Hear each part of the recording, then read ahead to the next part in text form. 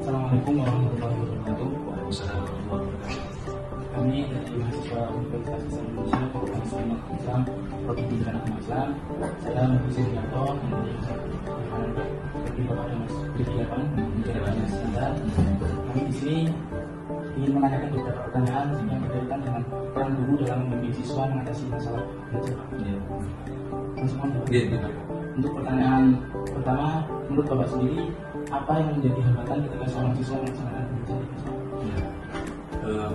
Pertama yang harus kalau dalam cakupan secara keseluruhan ya, jadi ketika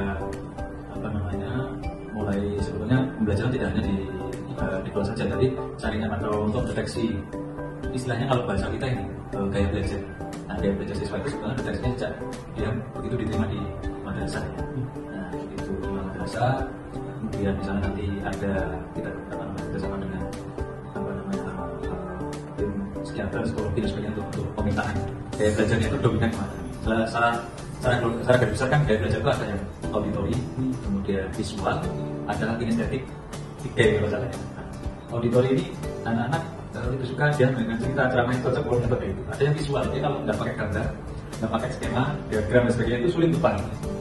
Atau kalau nggak tampilkan videonya dan sebagainya itu, nggak pakai PowerPoint itu, nah itu biasanya visual. Satu lagi yang gaya belajar anak yang kita kenal, namanya kinestetik yang juga praktek. Kalau nggak digerakkan, nggak dipraktekkan itu dia nggak paham. Nah, dalam satu kelas ya itu pertama-tama guru pengalaman saya, paling tidak kita harus mengenal gaya belajarnya apa. Nah itu kita sesuaikan. Nah ini deteksi dini gaya belajar siswa itu ternyata penting. Ada satu kelas itu ternyata anaknya lebih visual. Kemudian kita ajak mereka untuk dan model pembelajaran kita, metodenya ceramah atau diskusi, nggak jalan. Karena dia nggak cocok, nggak ketemu. Makanya yang harus dilakukan adalah dulu mengenal.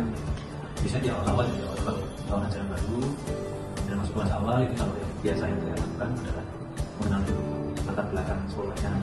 Kalau novel saya novel akidah akhlak atau juga novel Quran hadis, ini latar belakangnya dari kalau gimana ya, ini dari SMP, murni, pondok atau tidak, kemudian dari MBS. Nah, itu kenapa? Itu penting. Nanti begitu masuk pelajaran, saya nggak tahu kemampuan dasarnya apa dia, kemampuan awal apa. Nah, itu kan jadi repot. Sehingga ketika di awal itu saya gunakan betul untuk memetakan kemampuan anak.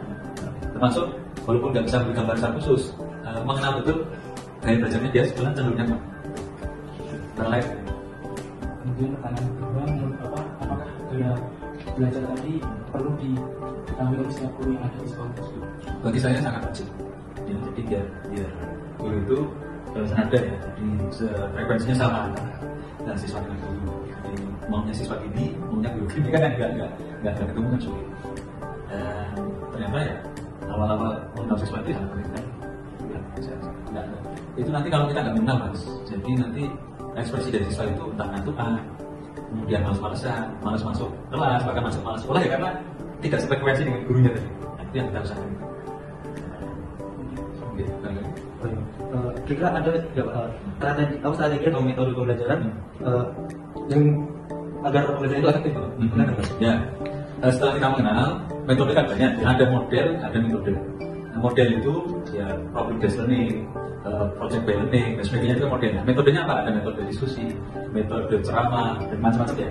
Nah kita sesuaikan. Kalau rata-rata di dalam kelas itu misalkan tuh gaya belajarnya auditori. Nah ini lebih tepatnya kita ajak anak sering banyak diskusi. Misalnya awal pembelajaran kita bagi kelompok ini ada berapa bab kita petakan di awal.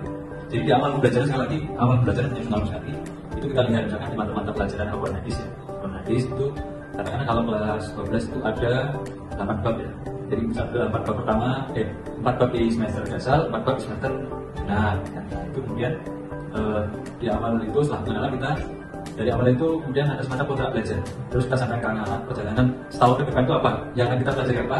Kita itu ya kayak kalian nggak orientasi gitu kayak semacam kayak gitu kita kenal. Nah setelah itu kalau rata-rata anaknya tadi itu auditori kita bagi kelompok. Jadi modelnya problem based learning, kita kasih masalah dan mereka akan minta untuk mencoba mencari solusinya atau ya dan tugas kita. Kemudian ada tugas membuat presentasi dan membuat menyajikan materi kan pertama mereka diskusi kelompok masing-masing, kita bagi kelompok ya. Kemudian membuat presentasi, menjelaskan presentasi pakai PowerPoint. presentasinya dan saya kita kasih waktu. Biasanya saya gini, pertemuan pertama itu kontrak belajar, pengembangan bagian tugas. Pertemuan kedua itu melanjutkan pembagian tugas yang sebelumnya. Pertemuan pertama, di pertemuan kedua ini.